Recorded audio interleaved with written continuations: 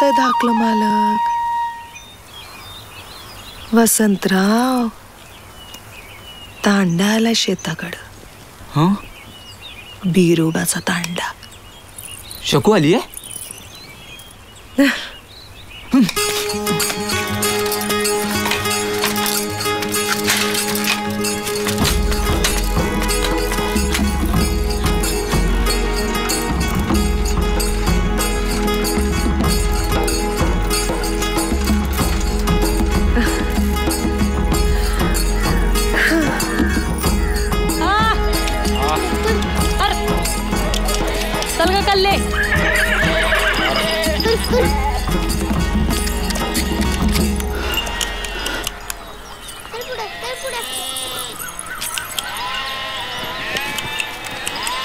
कुणाला शोधताय पाटील?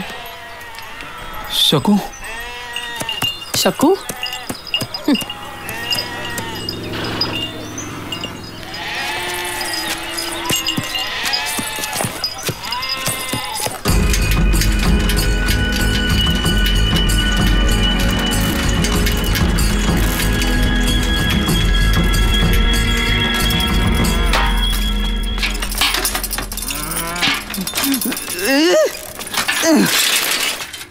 वसंता, काय तमाशा चालाय रे? शकू. काय? शकू. अरे शकू. अरे काय झालं? मला नाही जायचं इथे. अरे काय वेड्यासारखं करतोयस? वसंता, तमाशा बंद कर. मुस्काट फोडून देईन. कुठे गेली शकू? काय झालं शकूचं? त्यांनी मारली तिला? कुठे गेली? वसंता, सांगा ना काय झालं शकूचं? शकू. शकू. अरे शकू. वसंता, काय चाललंय? मला नाही राहायचं इथे. नाही राहायचंय. मला मुंबईला पाठवा काकाकडे. नाही तर जीव देतो मी. अरे काय करतोस? वसंता.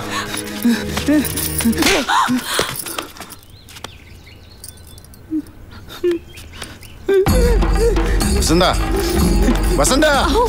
वसंता. वसंता. वसंता. वसंता, थांब. कुठं झाला तू? वसंता.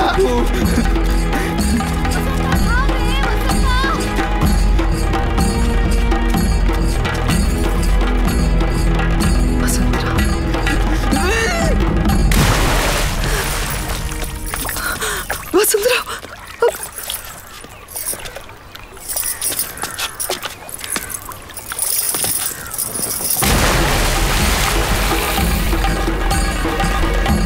वसंता.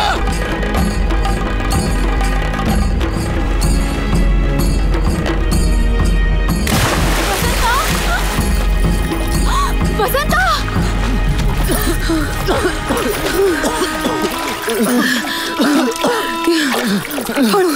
वसंतराव, बस बस.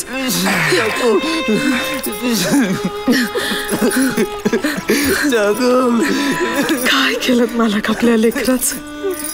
अहो, बाईची आई झालेली दिसली तुम्हाला. रस संपला तुमचा त्याच्यातला. काय अहो, मग तुमचे रसिक म्हणाला लेकराचं मन नाही झाडावलं मालक. काय केलं मालक? बस.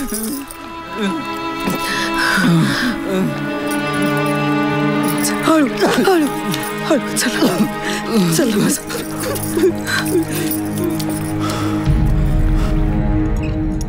शकूला दिवस गेले होते.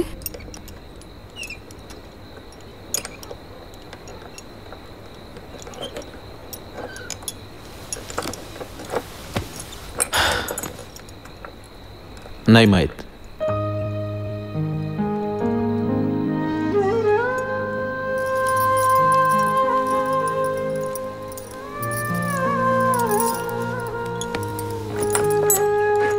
एवढं अस्वस्थ कशासाठी व्हायचं?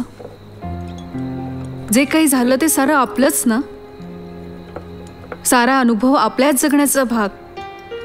मग त्यातल्या गोड आठवणी बाळगायच्या आणि कडवट अनुभव दाबून टाकायचे असं कशासाठी?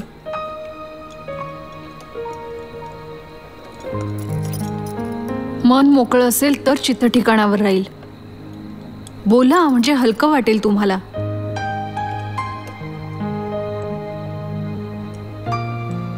तुम्हाला मला काहीतरी सांगायचंय म्हणून ही घुसमट. मग बोलत का नाही?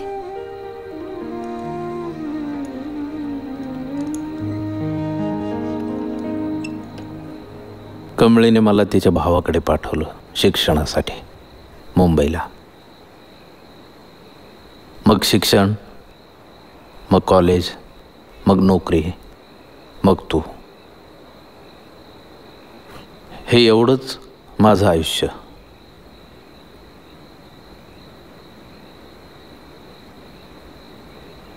चकूचं काय झालं हे मात्र मला कधीच कळलं नाही. कुणी म्हणे तिला ठार मारलं.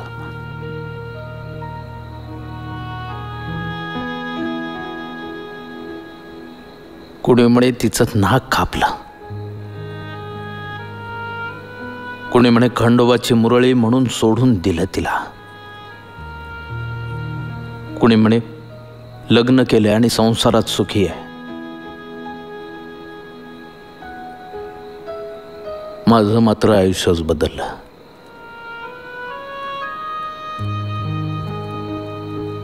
तिच्या आईचा शाप भोवला माझ्या बाबांना. कुठली नवी कहाणी घडली अशी तुमच्या आयुष्यात? सगळेच या वयातून जाताना अशा कथांना जन्म देतातच. प्रत्येकाचा भूतकाळ असतो.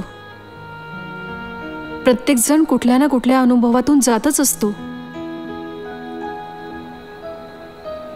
पण प्रत्येकाची जखम वेगळी असते ना.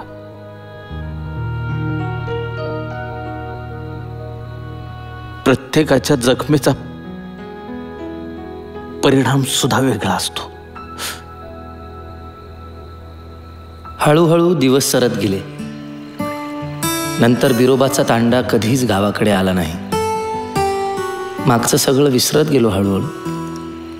हायस्कूलसाठी तालुक्याला गेलो. गाव सुटला. हायस्कूलमध्ये चंदू नावाचा एक पिऊन होता. त्याचे माझ्यावर उपकार आहेत. चंदूमुळे मी रिॲक्ट व्हायला शिकलो. मारियाच्या ही सायकल लावायची जागा होय. सायकल लावायची जागा आहे. आणि नीट सांगायला काय सांगा ना म्हणे. तुला सांगितलं नाही तर सायकल लावायची ना म्हणून. मग कुठे लावणार सायकल? सांगा ना तुम्ही. उलट उत्तर देतोय. तुला ना झाडालाच पाहिजे. लातो की भूत बातच नाही मानते. अरे अरे अरे अरे विर्या विर्या माझ्यावर हातू करतो. अरे अरे अरे बापरे.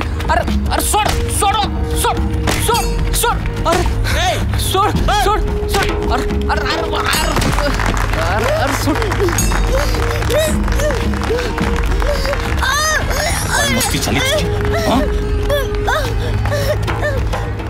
मी तुम्हाला लिहून द्यायला तयार आहे. त्याची सगळी जबाबदारी मी घेतो.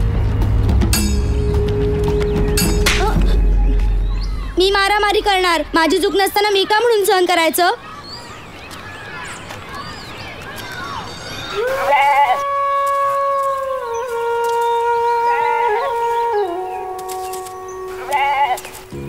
शाळा बदलता नाही यायची सारखी.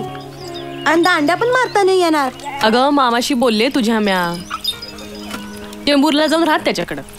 एकदा का मॅट्रिक झालीस की पुढचं पुढं बघू. आगले की शिक्षणच आपल्या मागचा हा कुटाणा संपविल. नाहीतर बघ आमसनी शिकलो नाही म्हणून ही समधी वनवन. या तालुक्याच्या गावाला हायस्कूलात वीरू शिकतोय. मग मग भेटायला जाऊ. काय अडलंय ग तुझं तिकडं? पेरू द्यायचे. हे बघ कल्ले, नीट ध्यान देऊन ऐक. त्या पाटलाच्या एका लेकरापायी म्या पोरगी घालवली आणि दुसऱ्या पायी माझा नवरा. शाप लागल माझा त्या वाड्याला. मातीची ढेकळ होऊन खकानं उडल. भंगारात जातील त्या वाड्याचे वासे. पोरीच्या दुःखानं भिरभिरून माझा नवरा गेला. तो पाटील बी तसाच मरल. नातवंडांचं तोंड पाहणार नाही ती पाटलीन बाई. शाप लागल माझा. ज्या गावात पाटीलकी केली त्यात नाव निशान राहणार नाही. अगं मनाला पीड पडलाय ना म्हणूनच सांगते. नाव घेऊ नको परत त्याचं.